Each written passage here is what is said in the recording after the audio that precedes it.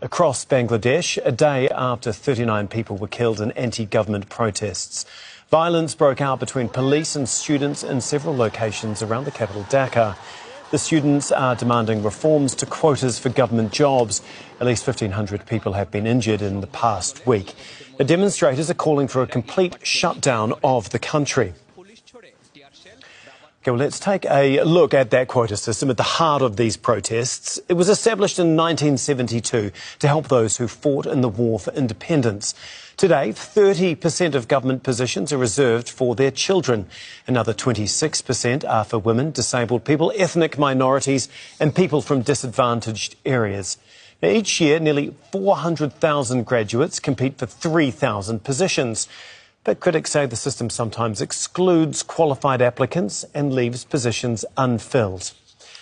Well, for more on this, Tanveer Chowdhury joins us now from Dhaka. Thanks so much for being with us, Tanveer. I know it's been extremely hard to get a hold of you because of those internet services being down. This is an extremely grave situation, what is happening there in the capital, isn't it? Absolutely. I mean, the situation is still very fluid and volatile. As we speak, just 4 blocks from me, there's a standoff between the protesters and the police. We can hear on and off sound grenades, bullets and tear gas shells firing. Right now, there was a bullet fire. As we speak, reports coming from different parts of the country of clashes continuing in Bangladesh, as well as in different locations in the capital city. The worst situation for the people is this complete shutdown of the internet. That means you don't have access to ATM machine to withdraw money. You can't access social media. You can't communicate with the outside world. Even the telephone communication with the outside world is very, very slow and distorted. Now, we spoke to the ISP companies here. They told us it's because of government instruction to shut down the gateways. The government, on the other hand, is saying that it's due to a fire in the building that houses all the servers for the gateway. So we don't know which one is true, but the ISP stand by. They said we were instructed to shut down. This is to prevent the students to mobilize in the social media and to organize themselves. And also thousands of videos and images of violent clashes, dead bodies, injuries in the hospital. That was really making the people very unrestful in the country.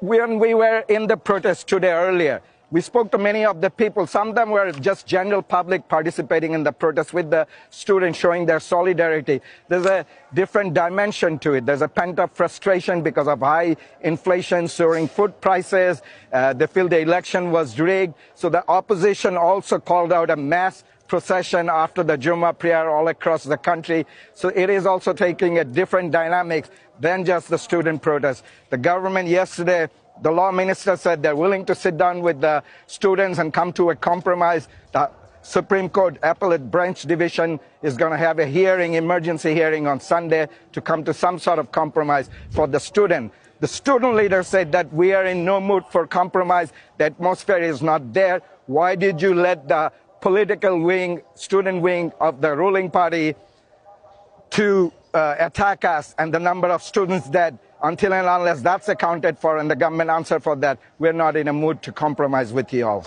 Yeah, as you mentioned, at least 39 people have been killed, more than 1,000 injured. We're hearing bullets being fired behind you. Is the government, the police there, are they losing control of the situation? In certain areas, they definitely are. Several government buildings have been burned.